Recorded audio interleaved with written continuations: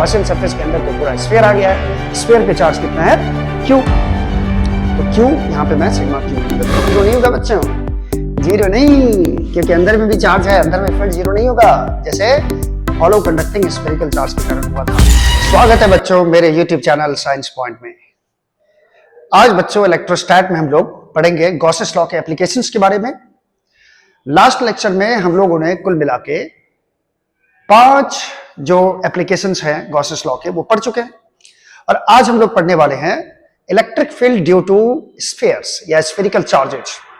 तो बच्चों आज हम लोग पढ़ने वाले हैं कि सॉलिड स्फीयर स्फेरिकल चार्ज रहेगा और हॉलो स्फेरिकल चार्ज रहेगा, सॉरी, तो उसके कारण इलेक्ट्रिक फील्ड कैसे हम लोग फाइंड करेंगे यूजिंग गॉसेस लॉ।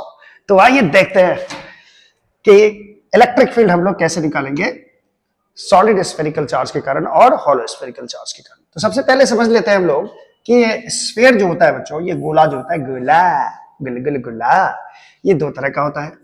एक हॉलो स्फीयर होता है। हॉलो स्फीयर जो होता है बच्चों, ये अंदर से खाली होता है। ये देखो, ये अंदर से खाली होगा, अंदर में कुछ नहीं होगा, सारा मास सरफेस पे होगा। इसको हॉलो स्फीयर बोलते हैं, या इसी को बच्चों स्फेरिकल सेल कहा जाता है।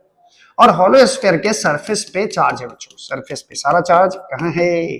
सारा चार्ज से सरफेस पे है, इस सरफेस पे चार्ज रहेगा, ठीक है। यदि किसी स्फीयर के सरफेस पे चार्ज होता है, सिर्फ बॉडी के अंदर चार्ज नहीं होना चाहिए, तो उस बॉडी को बच्चों कंडक्टिंग बोलते हैं, ठीक है। अब यहां पे 2 टर्म लिखा गया है, conducting and non conducting hollow spherical charge. देखो हॉलो स्फीयर है तो अंदर में मास है नहीं, अंदर में मास नहीं है तो अंदर में चार्ज भी नहीं होगा, कोई एक्स्ट्रा चार्ज अंदर में रखा नहीं गया जो अंदर में होगा, ठीक है। तो ये कंडक्टिंग रहे हॉलो या नॉन कंडक्टिंग रहे, इसके सरफेस पे ही चार्ज होगा, ठीक है। लेकिन ये सिर्फ हॉलो रहेगा तब, क्योंकि हॉलो में अंदर में कोई मास है नहीं जो अंदर में कोई चार्ज होगा, ठीक है। बिना मास का तो चार्ज नहीं हो सकता है ना बच्चे, ठीक है।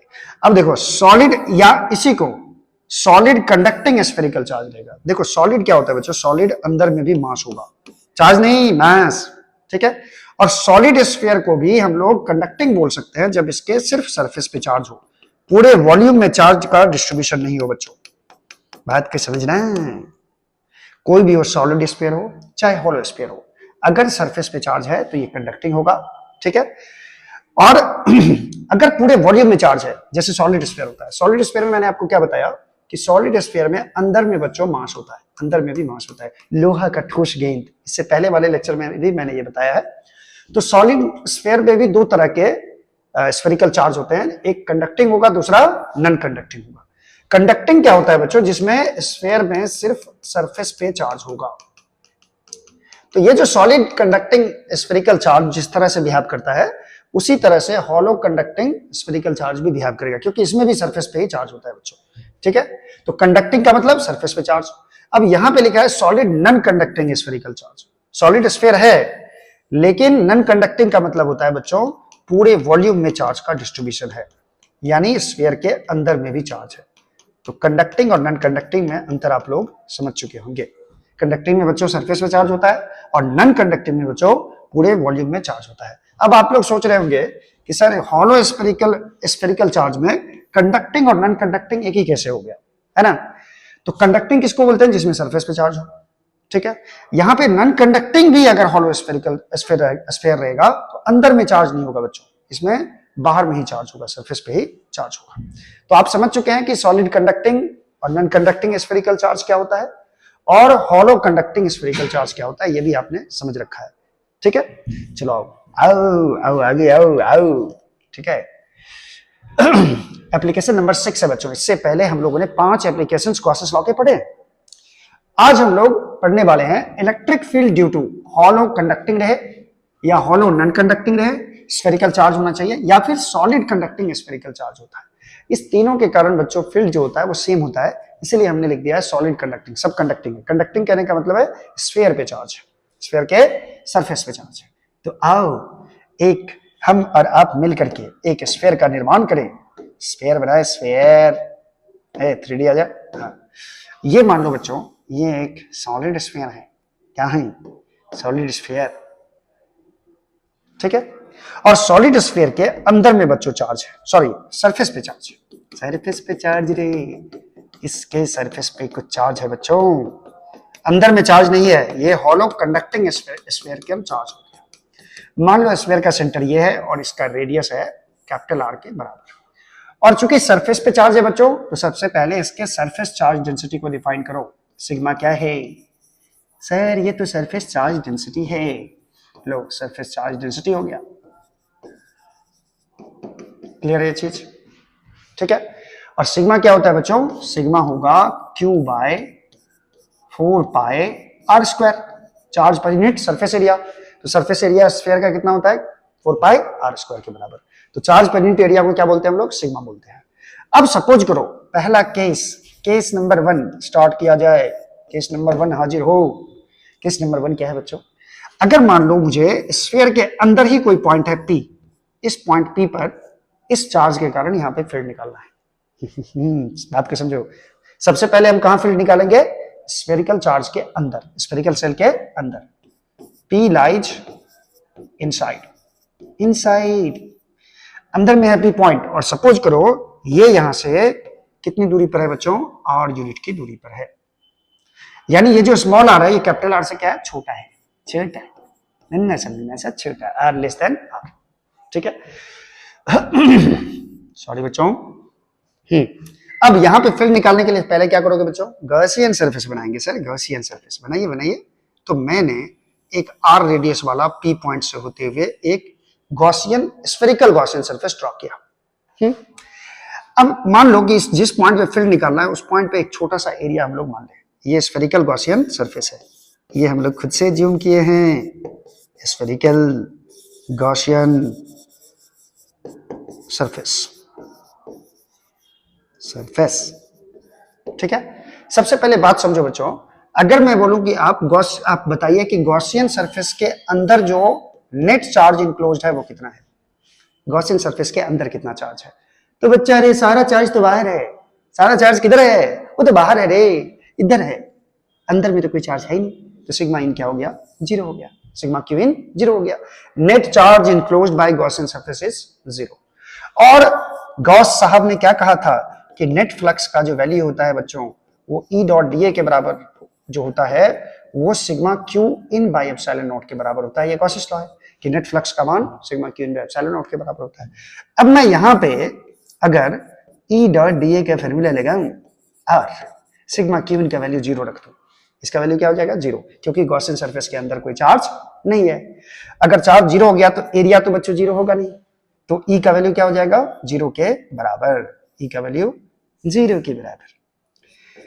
यानी हॉलो स्फेरिकल चार्ज के कारण कोई भी फील्ड अंदर में नहीं होता है बच्चों। अंदर में कोई फील्ड नहीं होगा, 0 होगा फील्ड। कहीं भी इस पॉइंट पे निकालो, इस पॉइंट पे निकालो, इस पॉइंट पे निकालो, इस पॉइंट पे निकालो, यानी इनसाइड में हर पॉइंट पे फील्ड क्या हो जाएगा बच्चों? 0 हो जाएगा, क्योंकि चार्ज है ही नहीं, अंदर कोई चार्ज ही नहीं है जो फील्ड बनाएगा। समझ रहे हो बात को? समझ रहे हो? ये केस पहला था। अब मैं निकालूंगा इस स्फेरिकल चार्ज के कारण बाहर में फील्ड कितना होगा बच्चों? बाहर में कितना फील्ड होगा? चलो दूसरा केस लेते हैं। इस केस को आप लोग अच्छे से लिख लो। केस टू है बच्चों। अंदर में याद रखना फील्ड 0 होता है, अंदर में फील्ड 0। चलो केस 2 लेते हैं बच्चों। एक स्फीयर हम लोग 2D में ही बनाते हैं इस तरह से, है तो 3D। देखो यहां मैंने बनाया एक spherical hollow spherical charge body है। ठीक है। इसके सरफेस पे चार्ज है कुछ, इसके सरफेस पे चार्ज है, सरफेस पे चार्ज है, सरफेस पे चार्ज है। ठीक है। और मान लो इस पे टोटल चार्ज कितने हैं बच्चों? Q है। इस पे टोटल चार्ज कितना है? Q है। इसका रेडियस सेंटर ये है और इसका रेडियस कैपिटल R के बराबर है। और मुझे इसके बाहर एक पॉइंट P है जहां पे आपको इलेक्ट्रिक फील्ड का वैल्यू निकालना है। इलेक्ट्रिक फील्ड का वैल्यू निकालना है। अंदर में तो हर जगह फील्ड 0 था, बाहर में कितना फील्ड होगा? और ये दूरी भी दे रखा है कि ये R डिस्टेंस पर है। ये येलो कलर में जो कुछ भी है बच्चों ये दिया हुआ है। ठीक है। अब पॉइंट P पे हम लोगों को फील्ड निकालना है, तो पॉइंट P पे फील्ड निकालने के लिए मैं थोड़ा कलर चेंज कर देता हूं, व्हाइट कर देता हूं। अब पॉइंट P पे फील्ड निकालना है तो इस बार जो P है बच्चों, P लाइज कहां लाई कर रहा है? आउटसाइड। और इसी P पॉइंट पे हम लोगों को फील्ड निकालना है। तो बाहर में बच्चों है तो ये स्मॉल r का मान कैपिटल R से बड़ा होगा। ये स्मॉल r का मान देखो, ये r बड़ा हो गया, स्मॉल r बड़ा हो गया किससे? कैपिटल R से, यानी रेडियस ऑफ स्फेरिकल सेल से। तो अब इसके लिए क्या करना पड़ेगा? इस पॉइंट पी पे फील्ड निकालने के लिए सबसे पहले बच्चों क्या करेंगे? गॉसियन सरफेस इमेजिन करेंगे। ऐसा सरफेस जहां पे हर जगह इलेक्ट्रिक फील्ड का वैल्यू कांस्टेंट हो और इलेक्ट्रिक फील्ड और एरिया वेक्टर के बीच का एंगल या तो 0 हो या फिर 90 हो। याद करो वो दिन जिस समय में स्फेरिकल गॉसियन सरफेस कैसे लिया जाता है ये बता रहे थे। चलो, ये मैंने एक स्फेरिकल सरफेस लिया, गॉसियन सरफेस लिया, spherical Gaussian surface P point से होते हुए। ध्यान से देखना, ध्यान से रे बच्चा। ये बच्चों स्फेरिकल गॉसियन सरफेस है। Spherical Gaussian surface. चला जाता हूं किसी की धुन में, पॉइंट पी पे निकालना है बच्चों, कहीं नहीं धुन लगाना है। अभी पढ़ाई में धुन लगा दो।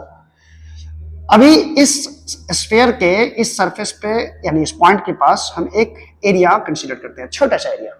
इसका एरिया वेक्टर किधर होगा बच्चों? एरिया वेक्टर होगा इसके परपेंडिकुलर सरफेस के परपेंडिकुलर। ठीक है। अगर मैं पूछूं कि इस पॉजिटिव चार्ज के कारण इस पॉइंट में फील्ड का डायरेक्शन क्या होगा, फील्ड कितना होगा ये तो नहीं पता अभी, लेकिन फील्ड का डायरेक्शन किधर होगा ये बता सकते हैं। क्यों? क्योंकि फील्ड का डायरेक्शन जानते हैं सर, किधर जानते हैं बच्चा? पॉजिटिव चार्ज के कारण फील्ड का डायरेक्शन किधर होता है बच्चों? आउटवर्ड, यानी इलेक्ट्रिक फील्ड का डायरेक्शन इधर होगा एरिया वेक्टर के डायरेक्शन में ही। अब मैं क्या करने वाला हूं कि स्फेरिकल गॉसियन सरफेस के थ्रू नेट फ्लक्स कितना आएगा पहले ये निकालना है। ठीक है, तो नेट फ्लक्स निकालेंगे हम लोग। नेट फ्लक्स कितना होगा मेरे बच्चा? तो मैं इसको यहां लिख देता हूं बच्चों, यहां शुरू करता हूं ताकि मैं और आगे बढ़ सकूं।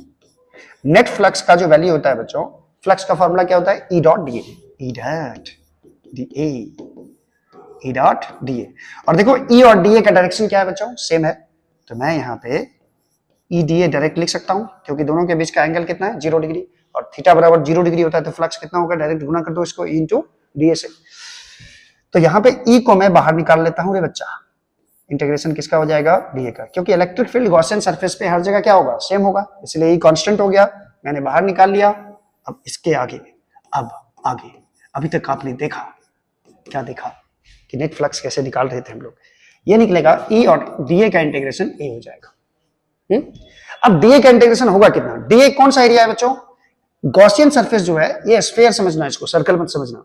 गॉसियन सरफेस जो है इस पे एक छोटा सा एरिया कंसीडर किए, इसके थ्रू फ्लक्स निकला E इंटू डीए, ये निकला। और जब हम लोग इंटीग्रेट कर दिए तो ये जो एरिया आया है, ये एरिया किसका होगा? ये गॉसियन सरफेस का एरिया होगा बच्चों। देखो गॉसियन सरफेस का एरिया कैसे होगा? मैंने स्फीयर पे बहुत सारे छोटे एरिया में डिवाइड कर दिया। ये भी डीए, ये भी डीए, ये भी डीए, ये भी डीए, ये भी डीए, ये भी डीए, सब डीए।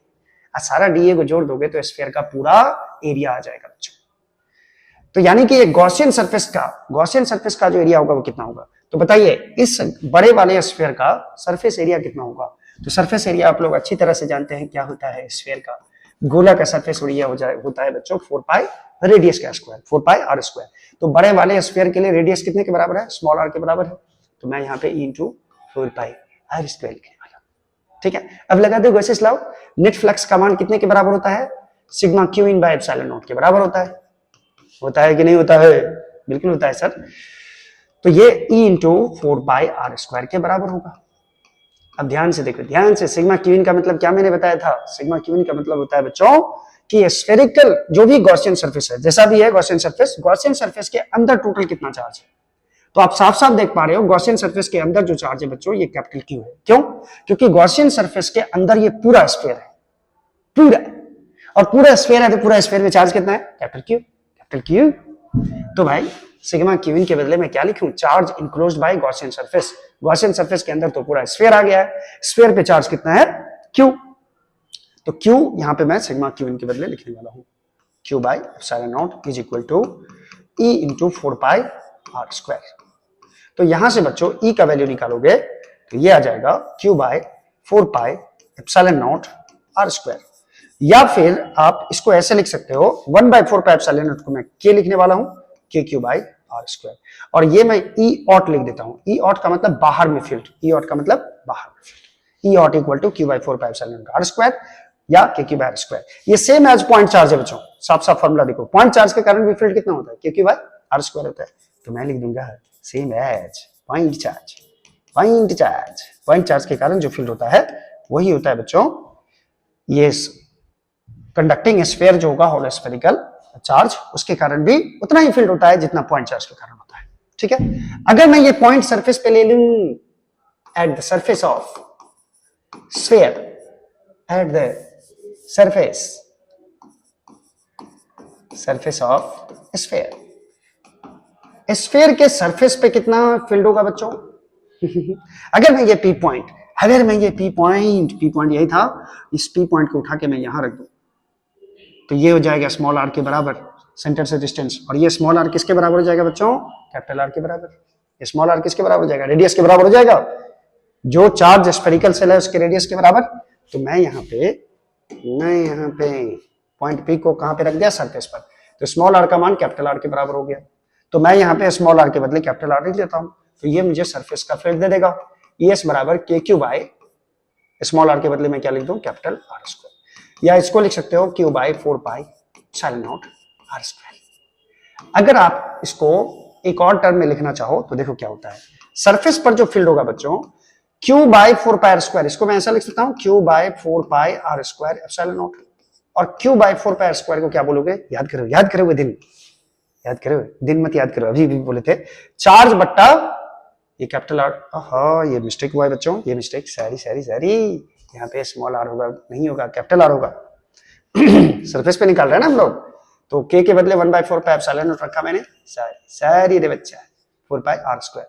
देखो क्यू क्या है? Net charge on sphere, hollow sphere, और 4 पाई आर स्क्वायर क्या है? 4 पाई कैपिटल आर स्क्वायर क्या है? इसका सरफेस एरिया है। तो चार्ज पर यूनिट एरिया को क्या बोलते हैं बच्चों? Sigma surface charge density. तो इसको आप ऐसे भी लिख सकते हो सिग्मा बाय एप्सिलॉन नॉट। और आपको पता होगा किसी भी कंडक्टर के सरफेस पर जो फील्ड होता है बच्चों वो सिग्मा बाय एप्सिलॉन नॉट ही होता है।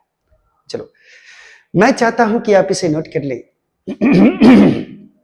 ठीक है, आगे बढ़ते हैं और ग्राफ की तरफ चलते हैं। ग्राफ सबसे पहले तो ये समझो, पहले मैं लिख दूं ग्राफ, जिराफ समझो, जिराफ नहीं, ग्राफ। E वर्सेस R का इलेक्ट्रिक फील्ड और रेडियस के बीच का ग्राफ अगर ड्रॉ करें, किसके लिए? हॉलो कंडक्टिंग स्फेरिकल चार्ज के लिए, या स्फेरिकल सेल के लिए, या फिर सॉलिड कंडक्टिंग स्फेरिकल चार्ज के लिए। अभी हम लोगों ने देखा E इन का मान क्या था बच्चों? 0, यानी जब कब? R लेस देन R था, यानी पॉइंट कहां था? अंदर में। सरफेस पर देखे हम लोग फील्ड होता है के क्यू बाय आर स्क्वायर के बराबर, जो कि मैक्सिमम फील्ड होता है बच्चों। सरफेस पर स्मॉल आर का मान किसके बराबर हो जाता है? कैपिटल आर के बराबर। और हम लोगों ने क्या देखा? बाहर में जो फील्ड होता है बच्चों ये होता है क्यू क्यू बाय डिस्टेंस का स्क्वायर। दैट इज यहां पे जो कंडीशन होगा बच्चों, ये आर स्मॉल आर रेडियस से क्या होगा? बड़ा होगा। और यहां साफ देख सकते हो कि ई ऑट का जो वैल्यू है ये inversely proportional to are square है, यानी कि जैसे जैसे स्फीयर के बाहर हम आगे बढ़ते जाएंगे तो फील्ड का वैल्यू धीरे धीरे घटता जाएगा। अब जरा इससे अंदाजा लगाओ कि मैं जो ग्राफ खींचने वाला हूं तो किस तरह का ग्राफ आएगा। तो मैं यहाँ पे ये बना लिया y एक्सिस और ये बना लिया x एक्सिस। क्लियर है? और ये इसको मैंने बोल दिया इलेक्ट्रिक फील्ड का एक्सिस है ये, और ये स्मॉल आर का एक्सिस है, मतलब ये डिस्टेंस है। सबसे पहले मैं यहाँ क्या करता हूं, एक बड़ा सा स्फीयर बना देता हूं। एज्यूम करो एक बड़ा सा स्फीयर है, इसका कहीं ना कहीं सेंटर होगा। ठीक है, इस स्फीयर पे बच्चों बहुत सारे चार्ज हैं, बहुत सारे चार्ज है, ऐसे स्फीयर है। इसका सेंटर मान लेते हैं यहाँ पे। अब हम यदि यहां से यहां तक जाए, यानी कि इसके रेडियस तक जाए अंदर में, तो अंदर में फील्ड क्या होगा बच्चों? ई इन का वैल्यू क्या होगा? 0 होगा। यानी मान लेता हूं मैं यहां पे जो स्मॉल आर का मान है, स्मॉल आर का मान ये किसके बराबर हो जाता है? कैपिटल आर के बराबर। यानी जैसे ही हम सेंटर से आगे बढ़ेंगे, सरफेस तक आएंगे, तब तक मुझे फील्ड क्या मिलेगा? 0 मिलेगा। यानी ई इन का मान 0 मतलब क्या ग्राफ को समझना अच्छे से। ई किसको माने हो? y एक्सिस को। इसका मतलब y बराबर क्या हो जाएगा यहाँ पे? 0। कब तक y बराबर 0 होगा? जब तक कि हम लोग ओरिजिन से कहां तक बढ़ेंगे? रेडियस के डिस्टेंस तक, यानी सरफेस तक जब तक बढ़ेंगे तब तक फील्ड 0 रहेगा। तो y बराबर 0 का ग्राफ कैसा होगा बच्चों? y बराबर 0 का ग्राफ क्या पूछ रहे हैं सर? ये होगा, ये यहां तक आएगा ग्राफ। ठीक है, जब स्मॉल आर का मान कैपिटल आर हो जाता है, दैट इज ये एक्स, इसको एक्स माने हो ना, इसको क्या माने हो, एक्स एक्सिस को माने हो आर। जब एक्स का वैल्यू आर हो जाएगा, कैपिटल आर के बराबर हो जाएगा, एक्स का वैल्यू कैपिटल आर के बराबर, तो वाई का वैल्यू कितना हो जा रहा है, देखो वाई का वैल्यू के क्यू बाय आर स्क्वायर। जैसे ही हम एक्स का बराबर आर लेंगे तो वाई का कुछ ना कुछ वैल्यू होगा बच्चों, वाई का कुछ ना कुछ वैल्यू होगा। वाई का मान लो, ये मान ले रहे, ये वाई का वैल्यू होगा, और ये वाई का वैल्यू कितना होगा बच्चों, ई एस, दैट इज के क्यू बाय आर स्क्वायर के बराबर। अब हम जैसे जैसे देखो इधर क्या हुआ, अंदर में फील्ड क्या हो गया बच्चों, ई इन का वैल्यू क्या हो गया, 0 हो गया, यहां तक फील्ड 0 है। उसके बाद अचानक बढ़ गया सरफेस पे के क्यू बाय आर स्क्वायर, उसके बाद फील्ड धीरे धीरे घटेगा बच्चों, देखो कैसे, E ought inversely proportional to are square है, और इनवर्सली प्रोपोर्शनल का ग्राफ कैसा आता है बच्चों, ये ऐसे आएगा, इसमें सटेगा नहीं, इसमें सटेगा नहीं, ये ग्राफ इसके साथ साथ चलता रहेगा, ठीक है। यानी धीरे धीरे देखो फील्ड का, ये फील्ड इधर जैसे ही बढ़ेंगे फील्ड का वैल्यू देखो घटता जा रहा है, घटता जा रहा है, घटता जा रहा है, घटता जा रहा है, ठीक है। जैसे जैसे आर बढ़ेगा सरफेस के बाद तो इलेक्ट्रिक फील्ड का वैल्यू घटता जाएगा। अब मैं अननेसेसरी चीज को मिटा देता हूं। अब मैं क्या कर रहा हूं बच्चों, देख लो ध्यान से, मैं अननेसेसरी चीज को बच्चों हटा रहा हूं, जो चीज आपको जरूरी नहीं है, ठीक है। अब ये मेरा फाइनल ग्राफ होगा, जब तक अंदर में है तब तक है फील्ड 0, ये भी मैं हटा दूं, ये भी ग्राफ का पार्ट नहीं था, ये समझाने के लिए था, ठीक है। और जैसे ही मैंने यहां पे आया, सरफेस पे आया, सरफेस पर फील्ड अचानक बढ़ के हो गया कितने के बराबर, ये y का वैल्यू कितने के बराबर हो गया, k Q by are square के बराबर। उसके बाद फील्ड क्या हो गया, घट गया, ठीक है। तो ई इन का मान 0 है बच्चों, और ई ऑट का जो वैल्यू होगा बच्चों, ये inversely proportional to are square हो जाएगा। ये तीनों फॉर्मूला बहुत ज्यादा इंपॉर्टेंट है बच्चों, इसको ध्यान रखो, ठीक है। हॉलो स्फेरिकल चार्ज के कारण फील्ड पूछेगा अंदर में कितना होगा, 0। सरफेस पे होगा के क्यू बाय रेडियस का स्क्वायर, क्या याद रखोगे, के क्यू बाय रेडियस का स्क्वायर, ठीक है, सरफेस पे। और ई ऑट यानी कि बाहर में जो फील्ड होगा बच्चों, ये होगा के क्यू बाय स्मॉल आर का स्क्वायर, यानी के क्यू बाय, इसको याद रख सकते हो डिस्टेंस का स्क्वायर, डिस्टेंस का स्क्वायर। एक बार मैं आपको फिर से इमेजिन करा देता हूं कि देखो, अगर ये कोई स्फेरिकल चार्ज है, हॉलो कंडक्टिंग स्फेरिकल चार्ज है, क्वेश्चन में कंडक्टिंग अनकंडक्टिंग थोड़ा ध्यान से पढ़ना। अच्छा, ये इसका रेडियस है आर, अंदर में मैं यदि पॉइंट पी लेता तो यहां पे फील्ड क्या होता है बच्चों, ई इन का वैल्यू 0 होगा। जैसे मैं सरफेस पर आऊंगा, सरफेस पर फील्ड का वैल्यू हो जाएगा के क्यू बाय रेडियस का स्क्वायर, और जैसे मैं यहां फील्ड निकालूंगा जो कि सेंटर से आर यूनिट की दूरी पर है, तो स्फेरिकल चार्ज के बाहर जो फील्ड होगा बच्चों, बाहर ये हो जाएगा के क्यू बाय, कितना दूरी पर फील्ड निकाल रहे हो सेंटर से, स्मॉल आर दूरी पर, तो के क्यू बाय डिस्टेंस का स्क्वायर। बहुत ही उम्दा और बहुत ही काम का फॉर्मूला है, ठीक है। इस फॉर्मूला पे भी क्वेश्चन आएगा बच्चों, अभी आएगा, अभी आएगा, अभी, ठीक है। देखो आ गया ना क्वेश्चन, आ गया क्वेश्चन। चलो इस क्वेश्चन को करने से पहले एक हम चाहते हैं कि एक लर्निंग क्वेश्चन आप कर ले, छोटा सा क्वेश्चन कर ले, छोटा सा नन्ना सा क्वेश्चन कर लो। क्वेश्चन क्या है बच्चों, find field at electric field की बात हो रही है, field at points A B and C, इसको ध्यान से समझना, ए बी एंड सी। अब ए बी सी पॉइंट कहां है ये मैं बना देता हूं। इसमें दो स्फेरिकल चार्ज है बच्चों, दो हॉलो स्फीयर है, दो हॉलो स्फीयर, एक और बनाऊंगा मैं, कौन क्या कर लेगा, मैं एक और बनाऊंगा। ये कंसेंट्रिक हॉलो स्फेरिकल बॉडी है, कंसेंट्रिक, दोनों का सेंटर एक ही है बच्चों, वो है, ये क्वेश्चन में दिया हुआ है, मैं येलो कलर से ही क्वेश्चन में लिख देता हूं, ये वो है, ठीक है। एक का रेडियस मैं मान लेता हूं, एक का रेडियस ए और दूसरे का रेडियस मान लेता हूं बी, ये क्वेश्चन में दिया हुआ है। एक पे चार्ज है Q1 और दूसरे पे चार्ज है Q2, ठीक है। वो 3 पॉइंट जहां पे फील्ड आपको निकालना है, एक पॉइंट ये है, ये है पहला पॉइंट, ये पहला पॉइंट है, इसको मैं नाम दे देता हूं 1.1, और ये दूरी है यहां से इसका दे रखा है R1। एक पॉइंट है दोनों स्फीयर के बीच में यहां पे, और ये दूरी दे रखा है R2, और एक पॉइंट है यहां पे बाहर में, तीसरा पॉइंट, और ये दूरी दे रखा है यहां से सेंटर से, इसका दूरी दे रखा है R3। क्वेश्चन आई होप कि समझ गए। टू कंसेंट्रिक स्फीयर है, हॉलो कंडक्टिंग स्फीयर है। इसके सरफेस पे चार्ज है Q1 पहला वाला स्फीयर पे, और दूसरे वाले स्फीयर के सरफेस पे चार्ज है Q2।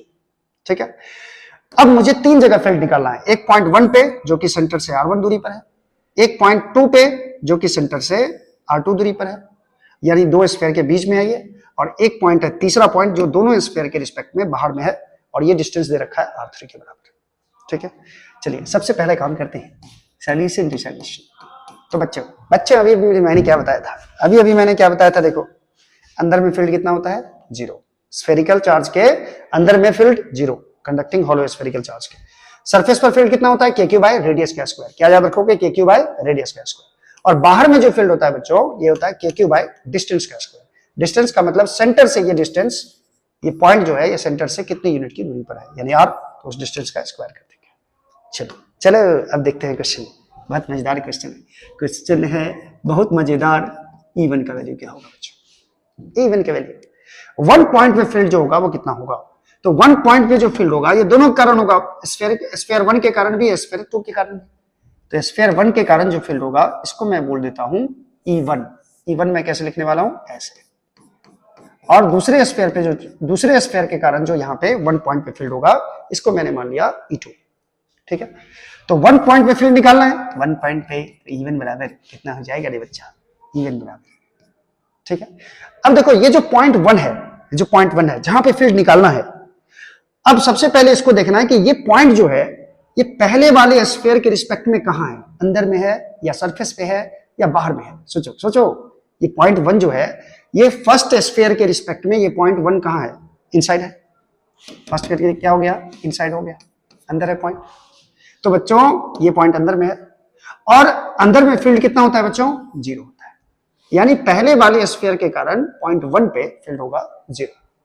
अच्छा, यही पॉइंट 1 दूसरे वाले स्फीयर के रिस्पेक्ट में कहां है, दूसरे वाले स्फीयर के रिस्पेक्ट में बताओ। तो दूसरा वाला स्फीयर बच्चों ये है, ये जिस पे Q2 चार्ज है। ठीक है, ये दूसरा वाला स्फीयर है। अब ये दूसरा वाला स्फीयर के रिस्पेक्ट में पॉइंट 1 कहां है, इस स्फीयर के रिस्पेक्ट में भी पॉइंट 1 अंदर में ही है। यानी दूसरे स्फीयर के कारण भी अंदर में ही फील्ड निकालना है, और अंदर में फील्ड होता है कितना है बच्चों, 0। यानी 1 पॉइंट पे नेट फील्ड 0 होगा, 1 पॉइंट पे कोई भी फील्ड नहीं होगा। आई होप कि समझ में आया होगा। चलिए दूसरा आपको निकालना है, फर्स्ट तो ये हुआ, सेकंड आपको निकालना है फील्ड एट 2। फील्ड एट 2 दूसरे पॉइंट पे फील्ड निकालना है, इस पॉइंट पे ध्यान से देखो। और देखो ध्यान दो, ये भी चार्ज Q1 है और ये भी ये चार्ज Q2 है। दोनों के कारण जो फील्ड होगा इस पॉइंट पे, ये बाहर की तरफ ही होगा। ठीक है, क्योंकि पॉजिटिव चार्ज के कारण बच्चों फील्ड कहां होता है, बाहर की तरफ। ठीक है, चलिए 2 पॉइंट पे फील्ड, पहला वाला स्फीयर भी फील्ड कुछ बनाएगा, इसको मैंने मान लिया E1, और दूसरा वाला भी कुछ फील्ड बनाएगा, इसको मैंने मान लिया E2। तो अब पॉइंट 2 को देखना होगा, पॉइंट 2 को, पॉइंट 2 पर पहले वाले स्फेरिकल चार्ज के कारण फील्ड कितना होगा। तो देखो पहले वाले स्फीयर के रिस्पेक्ट में पॉइंट 1 कहां है बच्चों, पॉइंट 1 कहां है, देखो ये दूरी है ना R2, यहां से लेकर यहां तक का डिस्टेंस कितना है, R2 है। लेकिन ये पॉइंट जो 2 है ये पहले वाले स्फीयर के रिस्पेक्ट में बाहर में, देखो पहले वाले स्फीयर जो अंदर में स्फीयर है छोटा सा, उसके बाहर में ये पॉइंट है कि नहीं 2, इसके रिस्पेक्ट में। तो इसके रिस्पेक्ट में जो फॉर्मूला लगेगा वो लगेगा आउटसाइड वाला फॉर्मूला। ठीक है, अब यही पॉइंट 2 दूसरे स्फीयर के रिस्पेक्ट में कहां है बच्चों, दूसरे स्फीयर के रिस्पेक्ट में अंदर में है। तो इसके लिए दूसरे स्फीयर के लिए फॉर्मूला लगाएंगे इन वाला।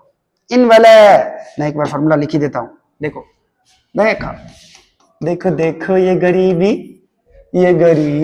का हाल, फॉर्मूला भी याद नहीं रख सकता है विद्यार्थी। देखो KQ बाय स्क्वायर होगा, और आउटसाइड में जो फील्ड होता है वो KQ बाय डिस्टेंस का स्क्वायर होता है। ठीक है, आउटसाइड में डिस्टेंस का स्क्वायर और सरफेस में रेडियस का स्क्वायर। तो चलिए ई आउट का मतलब कितना हो गया, बाहर में फील्ड किसके कारण, कौन से स्फीयर के कारण, पहले वाले स्फीयर के कारण। तो पहले वाले स्फीयर के कारण जो फील्ड होगा वो होगा KQ। तो पहले वाले स्फीयर पे चार्ज कितना है Q1, तो मैं यहां लूंगा Q1 बाय, ये जो दूसरा पॉइंट है ये कितनी दूरी पर है बच्चों, ये दिया हुआ है दूरी R2, तो यहां हो जाएगा डिस्टेंस का स्क्वायर, R2 का स्क्वायर, यानी उसमें से तीसरा फॉर्मूला, नीचे वाला फॉर्मूला। अच्छा, सेकंड स्फीयर के कारण भी पॉइंट 2 पे फील्ड निकालना है। तो सेकंड स्फीयर के रिस्पेक्ट में ये पॉइंट 2 अंदर में है, और अंदर में फील्ड क्या होता है बच्चों, 0। दैट इज आपका आंसर हो जाएगा E2 बराबर KQ1 बाय R2 का स्क्वायर। आई होप कि समझ में आ रहा होगा। ये बहुत ही उम्दा क्वेश्चन, बहुत ही पोटेंशियल में भी ऐसा क्वेश्चन आएगा बच्चों। जब हम लोग नेक्स्ट चैप्टर पढ़ेंगे तो इस तरह का क्वेश्चन आएगा। ये समझोगे तभी जेई का क्वेश्चन बन पाएगा बच्चों, ठीक है। अच्छा, फील्ड एट 3 निकालना है बच्चों। 3 तीसरा पॉइंट। देखो तीसरा पॉइंट जो है बच्चों, ये पहले वाले स्फीयर के रिस्पेक्ट में भी बाहर में है और दूसरे वाले स्फीयर के रिस्पेक्ट में भी बाहर में है, यानी दोनों के लिए ऑट का ही फॉर्मूला लगेगा, ऑट वर्ड का। तो E3 का जो मान होगा, E3 का ये हो जाएगा E1 प्लस E2 के बराबर, यानी पहले वाले स्फीयर के कारण 0.3 पे फील्ड और दूसरे वाले स्फीयर के कारण 0.3 पे फील्ड होगा, ठीक है। तो E3 का जो वैल्यू होगा बच्चों, पहले वाले स्फीयर के रिस्पेक्ट में 0.3 कहां है, बाहर में, और दूसरे वाले स्फीयर के कारण भी 0.3 कहां है, बाहर, ठीक है। और देखो दोनों को एक्चुअली में जोड़ रहे हैं, एक्चुअली में दोनों सेम डायरेक्शन में इसलिए जोड़ रहे हैं। देखो पहले वाले स्फीयर पे Q1 चार्ज है, यानी मान लो +1 दिया ही हुआ क्वेश्चन में, प्लस चार्ज है, तो प्लस चार्ज के कारण फील्ड किधर होगा, इधर होगा, ये होगा E1। और दूसरे वाले स्फीयर के कारण भी जो यही डिस्टेंस है, सेम डिस्टेंस है, तो दूसरे वाले कारण की भी फील्ड होगा E2 जो कि आउटवर्ड ही होगा, इसलिए दोनों सेम डायरेक्शन में, इसलिए हम जोड़ दे रहे हैं, ठीक है। चलिए बाहर के लिए फॉर्मूला क्या है बच्चों, पहले वाले स्फीयर के लिए लगाओ। पहले वाले स्फीयर के रिस्पेक्ट में 0.3 कहां है, बाहर में, तो इसके लिए फॉर्मूला क्या लगाएंगे, KQ बाय डिस्टेंस का स्क्वायर। बाहर में तो KQ बाय डिस्टेंस का स्क्वायर, तो पहले वाले स्फीयर के लिए लगाओगे तो पहले वाले स्फीयर पे चार्ज कितना है, Q1, और पहले ये सेंटर से कितनी दूरी है, R3, तो यहां जगह KQ1 बाय R3 का स्क्वायर प्लस इसी पॉइंट पे फील्ड निकालना है दूसरे वाले स्फीयर के रिस्पेक्ट में। तो दूसरे वाले स्फीयर के रिस्पेक्ट में इस पॉइंट पे जो फील्ड निकलेगा बच्चों, तो वो भी आउटसाइड है, तो आउटसाइड के लिए यही फॉर्मूला लगेगा KQ बाय डिस्टेंस का स्क्वायर। लेकिन दूसरे वाले स्फीयर के पर चार्ज कितना है, Q2, अब भाई डिस्टेंस तो यही है बच्चों, सेंटर से डिस्टेंस तो वही R3 का स्क्वायर। दैट इज E का वैल्यू हो जाएगा बच्चों K बाय R3 का स्क्वायर, कॉमन ले लोगे तो यहां बचेगा Q1 प्लस Q2, ये फाइनल आंसर होगा। आई होप कि ये अच्छा सा क्वेश्चन आपको समझ में आया होगा। चलिए अब नेक्स्ट क्वेश्चन करते हैं, थोड़ा सा फास्ट करेंगे बच्चों। चलो नेक्स्ट करते हैं। नेक्स्ट क्वेश्चन क्या है बच्चों, इस बार 3 कंसंट्रिक स्फीयर है। ये वाला पहला स्फीयर है जिसपे Q1 चार्ज है और इसका रेडियस दे रखा है A। ये वाला दूसरा स्फीयर है जिसपे चार्ज है Q2, इस पे चार्ज है Q2, सब पे प्लस चार्ज है और इसका रेडियस दे रखा है D। तीसरा वाला स्फीयर है, तीनों कंसंट्रिक स्फीयर है बच्चों, तीनों का सेंटर क्या है, सेम है, तीनों का सेंटर है O, ठीक है। तीसरा वाला स्फीयर पे चार्ज कितना है, सरफेस पे Q3, और इसका रेडियस दे रखा है C के बराबर। कहां कहां फील्ड निकालना है, find electric fields at points A, B and C। Points ऐसे पॉइंट A है पहले वाले स्फीयर के सरफेस पे, पॉइंट B है दूसरे वाले स्फीयर के सरफेस पे, और पॉइंट C है तीसरे वाले स्फीयर के सरफेस पे, ठीक है। चलो अब हम और आप मिल करके पॉइंट A पे फील्ड निकालते हैं। बच्चों पॉइंट A पे फील्ड पहले वाले स्फीयर के कारण भी होगा जिसको मैं E1 मान लेता हूं, दूसरे वाले स्फीयर के कारण भी होगा जिसको मैं E2 मान लेता हूं। E1 plus E2 plus E3। अब कौन सा फॉर्मूला लगाए, इन वाला की, सरफेस वाला की, आउट वाला, तो डिपेंड करता है पॉइंट A किस स्फीयर के रिस्पेक्ट में कहां है। जल्दी जल्दी बताओ जरा, पॉइंट A पहले वाले स्फीयर के रिस्पेक्ट में कहां है, सरफेस पे, सरफेस वाला फॉर्मूला लगाएंगे सर। दूसरे वाले स्फीयर के रिस्पेक्ट में पॉइंट A कहां है, अंदर में है, अंदर में है, साफ साफ दिख रहा है। और तीसरे वाले स्फीयर के रिस्पेक्ट में भी पॉइंट A कहां है, अंदर में है। यानी एक के लिए सरफेस का फॉर्मूला लगाएंगे पहले वाले स्फीयर के लिए, और सरफेस पर फॉर्मूला क्या होता है बच्चों, KQ बाय रेडियस का स्क्वायर। तो पहले वाले स्फीयर के कारण जो फील्ड निकालोगे उस पर, तो पहले वाला पर चार्ज कितना है, KQ1, और बाय रेडियस का स्क्वायर होता है, फॉर्मूला क्या होता है, रेडियस का, तो पहले वाले का रेडियस कितना है, A, तो A स्क्वायर हो जाएगा। अब दूसरे स्फीयर के रिस्पेक्ट में पॉइंट A अंदर में है तो फील्ड 0, तीसरे स्फीयर के रिस्पेक्ट में पॉइंट A अंदर में है तो अंदर में फील्ड क्या होता है, 0 होता है। That is field eight A आएगा KQ1 बाय A स्क्वायर। समझ में आया, समझ में आया। चलो ये पहला हो गया, यहां से सॉल्यूशन बच्चों। सेकंड नंबर पॉइंट क्या है बच्चों, फील्ड एट B निकालना है, फील्ड एट B, ठीक है। B पॉइंट पे भी फील्ड तीनों के कारण होगा, E1 E2 प्लस E3, ये तीनों के कारण फील्ड होगा, ठीक है। तीनों के कारण यदि फील्ड निकालोगे तो पॉइंट B पर निकालना है इस बार, पॉइंट B, ठीक है। पॉइंट B बताओ, पहले वाले स्फीयर के रिस्पेक्ट में पॉइंट B कहां है, बाहर में है ना, बाहर में है, यानी इसके लिए हम फॉर्मूला लगाएंगे आउटसाइड वाला, यही पॉइंट भी दूसरे स्फीयर के रिस्पेक्ट में कहां है? इसके सरफेस पे। सरफेस पे है ना, तो सरफेस पे है, तो इसके लिए फॉर्मूला लगाएंगे सरफेस वाला, सरफेस वाला, ठीक है।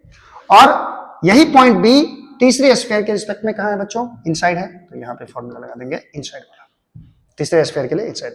चलो अब आते हैं, चलो पहले वाले स्फीयर के कारण पॉइंट भी बाहर में है।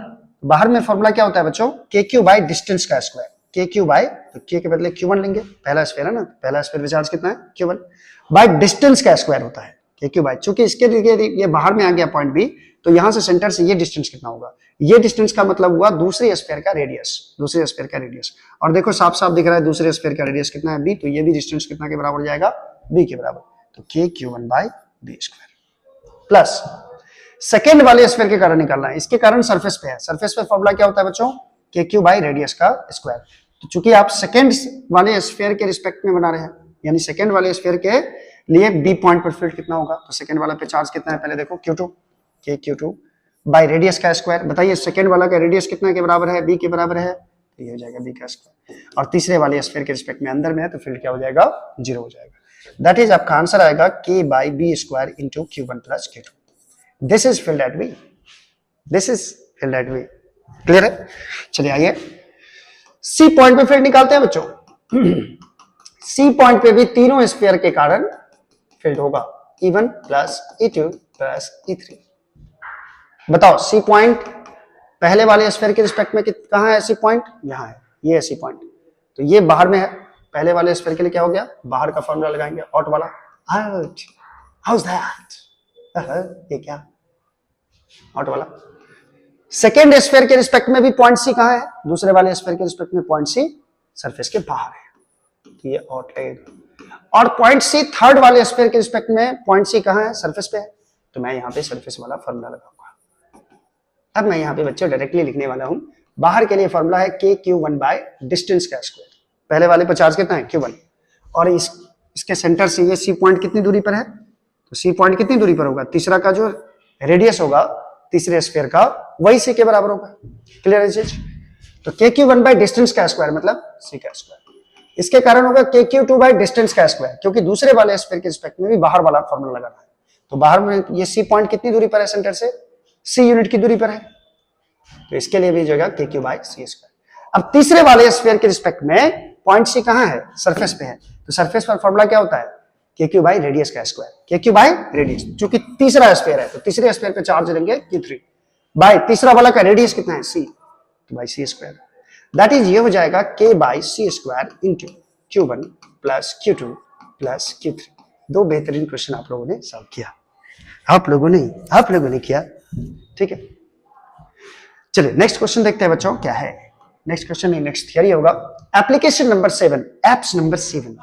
गॉसेस लॉ का बहुत ही खूबसूरत सा एप्लीकेशन है कि अगर electric field solid non conducting spherical charge के कारण निकालना होगा तो कैसे निकालेंगे? नॉन कंडक्टिंग स्फेरिकल चार्ज किसको बोलते हैं बच्चों? कि स्फीयर के पूरे वॉल्यूम में चार्ज का डिस्ट्रीब्यूशन रहेगा, पूरे वॉल्यूम।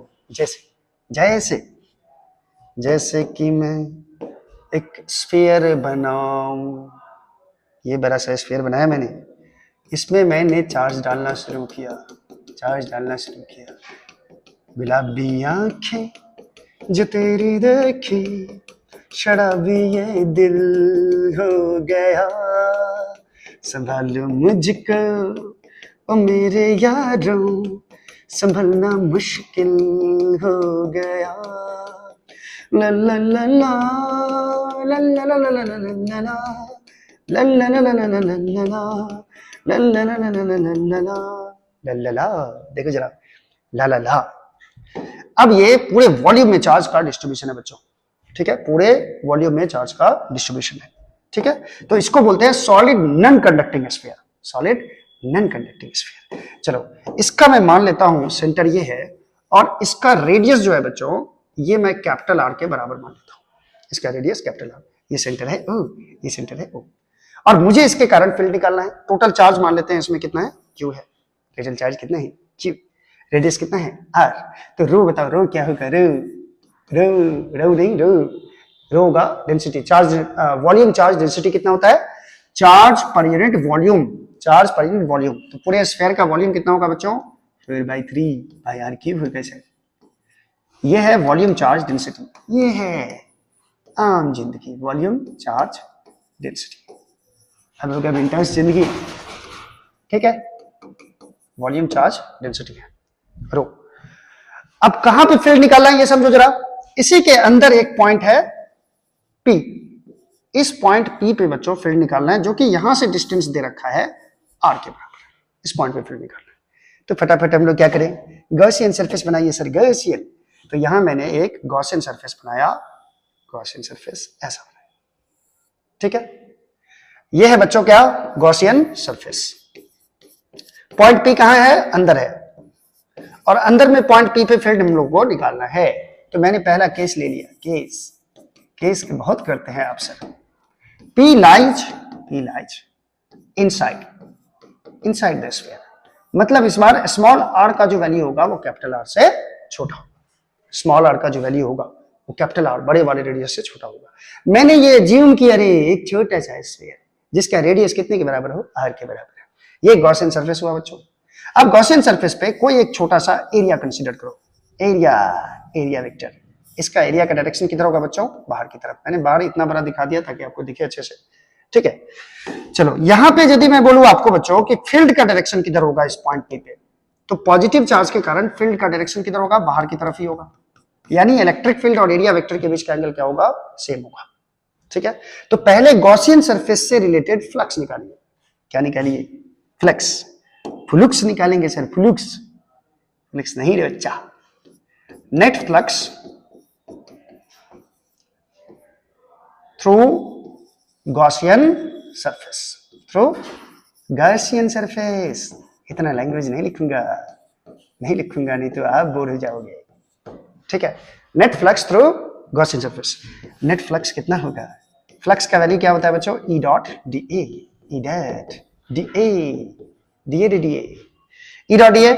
देखो गॉसियन सरफेस पर हर जगह फील्ड का वैल्यू क्या होगा? कांस्टेंट होगा, तो इसलिए मैंने ई को बाहर निकाल लिया।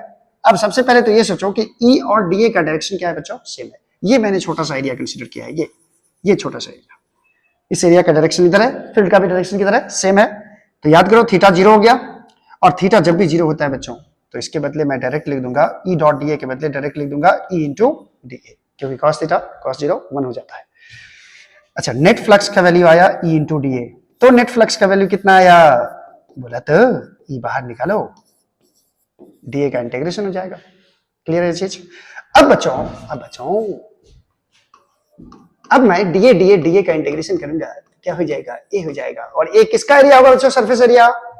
किसको इंटीग्रेट किया? और सरफेस किस पे माने थे? छोटे वाले स्फीयर पे, यानी गॉसियन सरफेस पे। तो एरिया भी किसका लेंगे? गॉसियन सरफेस का। गॉसियन सरफेस का सरफेस एरिया कितना हो जाएगा? तो स्फीयर का सरफेस एरिया होता है 4 पाई रेडियस का स्क्वायर। तो रेडियस तो मैं छोटे वाले स्फीयर करूंगा, तो ए के बदले मैं यहां लिखने वाला हूं, ए के बदले ई इंटू ए के बदले 4 पाई आर स्क्वायर लिखने वाला हूं। इसमें अंदर में फील्ड 0 नहीं होगा बच्चों, 0 नहीं, क्योंकि अंदर में भी चार्ज है, अंदर में फील्ड 0 नहीं होगा, जैसे हॉलो कंडक्टिंग स्फेरिकल चार्ज के कारण हुआ था। ये हो गया नेट फ्लक्स। चलो सिग्मा क्यू इन निकाल लो ताकि हम गॉसेस लॉ लगा सकें। सिग्मा क्यू इन का मतलब होता है कि गॉसियन सरफेस के अंदर कितना चार्ज रहे। तो गॉसियन सरफेस ये है बच्चों, ये छोटा वाला, इसके अंदर देखो ढेर सारे चार्ज। ये चार्ज कैसे निकालूं सर? तो पहले क्या करो, इसका वॉल्यूम निकालो। क्या निकालो? वॉल्यूम स्फेरिकल चार्ज का कितना हो जाएगा बच्चों? छोटे वाले ये स्फीयर का, गॉसियन सरफेस का वॉल्यूम हो जाएगा 4/3 पाई आर क्यूब। ठीक है, इस वॉल्यूम को किससे गुना करना है ध्यान से देखना। किससे गुना करूं? तो आपने पढ़ा है बच्चों, क्या पढ़ा है सर? 1 मीटर क्यूब वॉल्यूम में कितना चार्ज होता है? रो चार्ज। 2 मीटर क्यूब वॉल्यूम में कितना चार्ज होगा? 3 मीटर क्यूब में 3 रो। तो भाई इतना वॉल्यूम में कितना चार्ज होगा? इतना वॉल्यूम है, यानी कि इस वॉल्यूम को क्या बोल दिया? 4/3 पाई आर क्यूब वॉल्यूम में कितना चार्ज होगा। तो भाई रो को हम कितना से गुना कर देंगे? 4/3 पाई आर क्यूब से। तो ये आ जाएगा इस वॉल्यूम में कितना चार्ज होगा। तो इसको किससे गुना कर दे हम लोग? रो से मल्टीप्लाई कर दे वॉल्यूम को। वही तो कर रहे हैं, वॉल्यूम को रो से। ठीक है, तो सिग्मा क्यू इन का वैल्यू हो जाएगा 4/3 पाई आर क्यूब रो। अब बच्चों रो रहने दो, रू रहने तो रू चलेगा, कोई दिक्कत नहीं है। अब हम लोग निकाल लेते हैं, गॉसेस लॉ लगा देते हैं। नेट फ्लक्स का वैल्यू होता है गॉसेस लॉ के हिसाब से sigma q in by epsilon not. भाई यार नेट फ्लक्स निकाल के हम बैठे हुए हैं, कब से बैठे हैं सर? अभी अभी बच्चा, E इंटू 4πr², हम तो खड़े हैं। सिग्मा क्यू इन कितना है? 4/3πr³ into r divided by, यहाँ पे मैं कर देता हूँ एप्सिलॉन नॉट, क्योंकि नीचे में बच्चों एप्सिलॉन नॉट भी है। ठीक है, चलो अब देखते हैं इसमें कौन कौन सा वैल्यू बचेगा। तो 4 तो नहीं बचा, 4 मर गया, कल से 4 गिनती में नहीं आनी चाहिए। पाई मारा गया, r² इधर है, r³ है, तो ये r गया। अब बताओ ई का वैल्यू कितने के बराबर होगा? ई बराबर हो जाएगा बच्चों, ये कहां फील्ड निकाल रहे हैं? अंदर में। ई बराबर हो जाएगा ρr/3 epsilon not, ρr/3 epsilon not.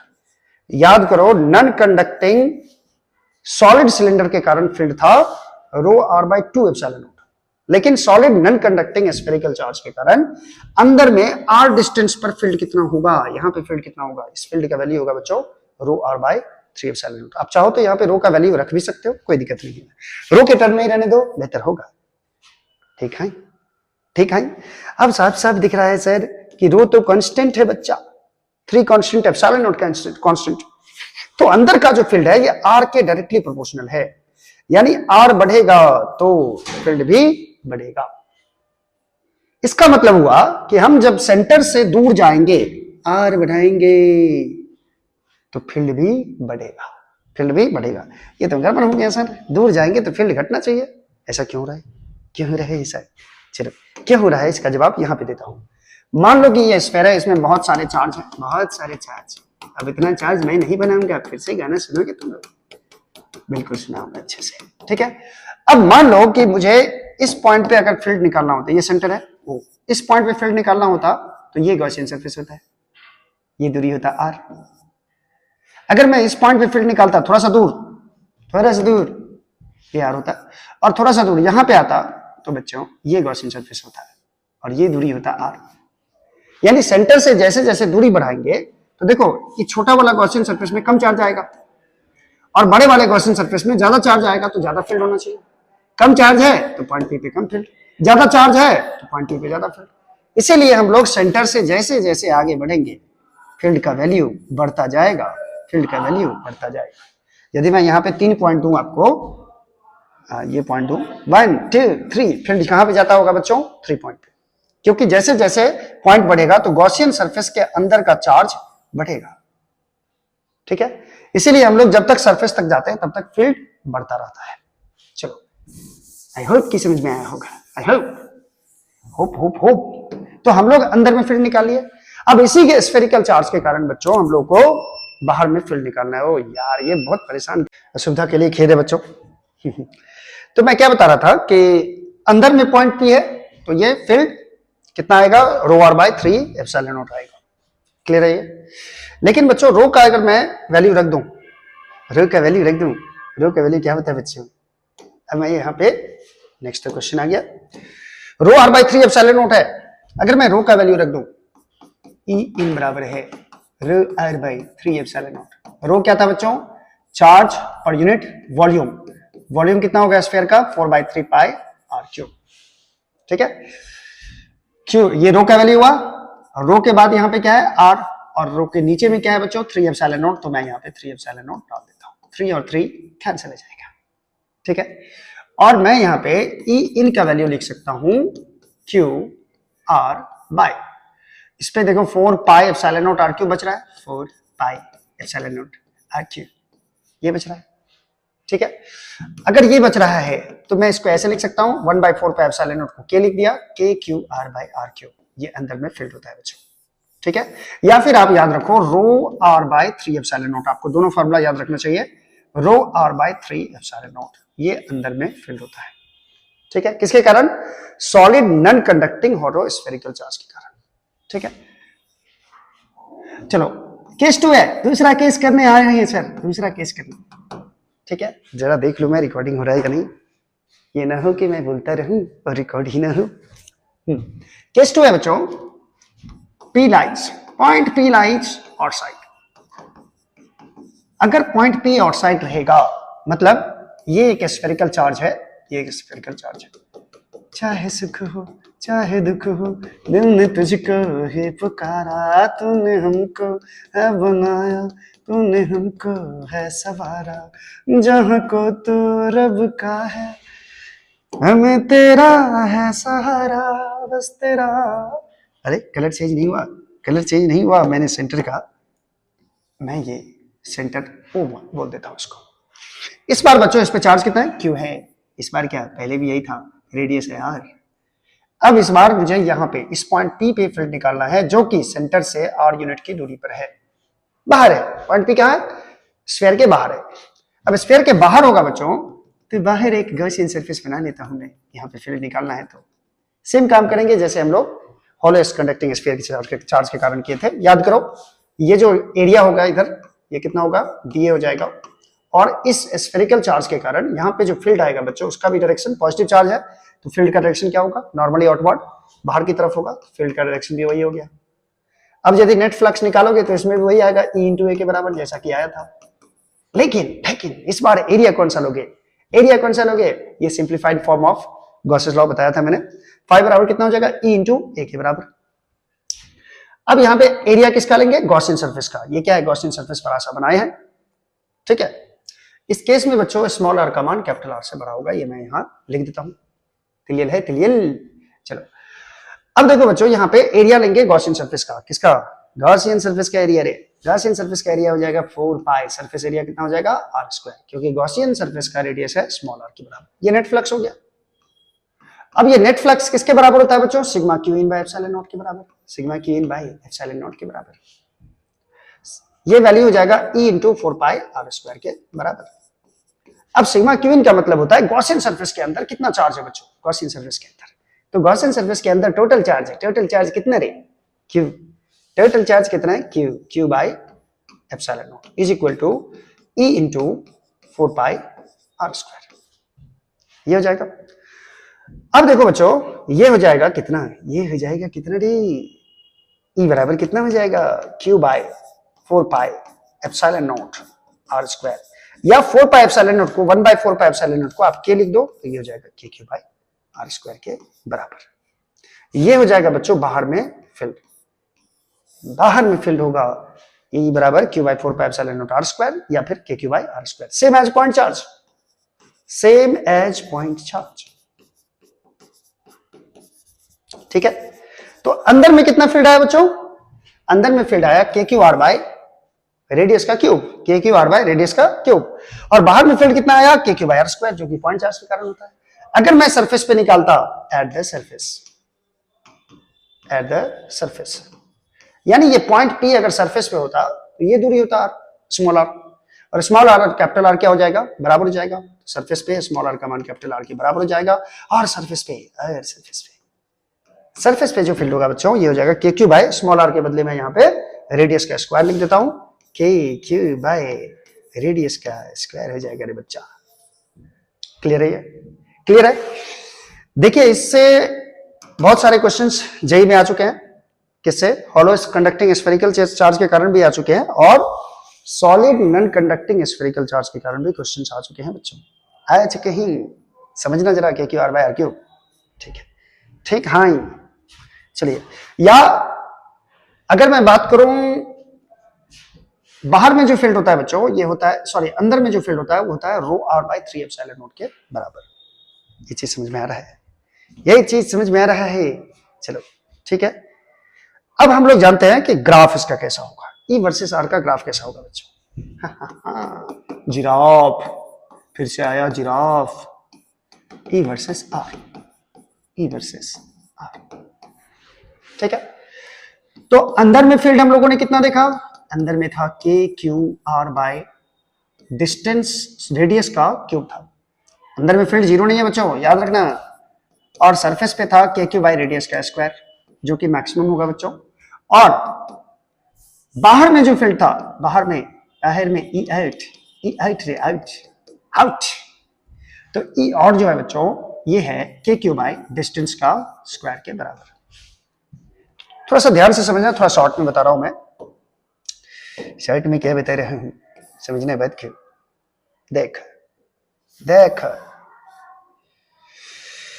ये जो है बच्चों, इसको मैंने स्मॉल आर मान लिया और ये हो गया इलेक्ट्रिक फील्ड। ठीक है, मान लो यहां से हम सेंटर से आगे बढ़े, स्फीयर के सेंटर से आगे बढ़े, ये स्फीयर मैं एज्यूम कर लेता हूं, ये एज्यूम कर लेता हूं। स्फीयर के सेंटर से यहां से आगे बढ़ोगे तो यहां पे जाके स्फीयर का रेडियस आ जाएगा, दैट इज स्मॉल आर का वैल्यू कैपिटल आर के बराबर। और जैसे ही हम यहां से लेकर यहां तक बढ़ेंगे तो फील्ड भी बढ़ेगा, क्योंकि अंदर में देखो, अंदर में जो फील्ड होता है बच्चों डायरेक्टली प्रोपोर्शनल टू आर होता है, E in directly proportional to are.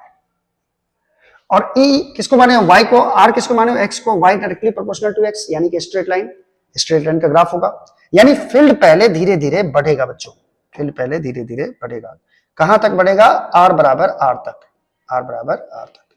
मान लो जब यहां से हम लोग सरफेस पे आए तो फील्ड का वैल्यू अचानक कितना हो गया, सरफेस पे आए तो सरफेस पे आए तो फील्ड का वैल्यू हो गया कितना, के क्यू बाई रेडियस का स्क्वायर। तो यहां मैं लिखूंगा ई एस बराबर के क्यू बाई रेडियस का स्क्वायर। ये हो गया बच्चों ई एस।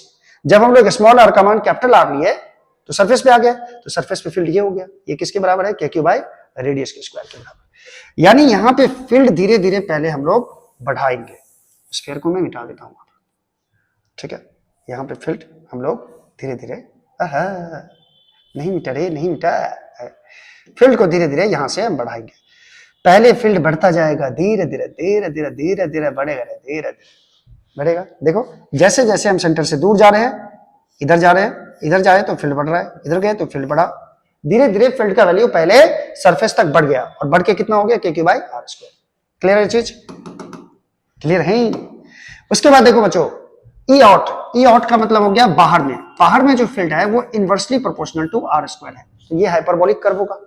तो बाहर में इनवर्सली प्रोपोर्शनल है तो इनवर्सली प्रोपोर्शनल का ग्राफ कुछ ऐसा होगा। यानी अंदर में जो फील्ड है वो डायरेक्टली प्रोपोर्शनल टू आर है और बाहर में जो फील्ड है बच्चों ये inversely proportional to are square है। आई होप कि समझ में आया, आई होप कि समझ में आया। ठीक है, ठीक है।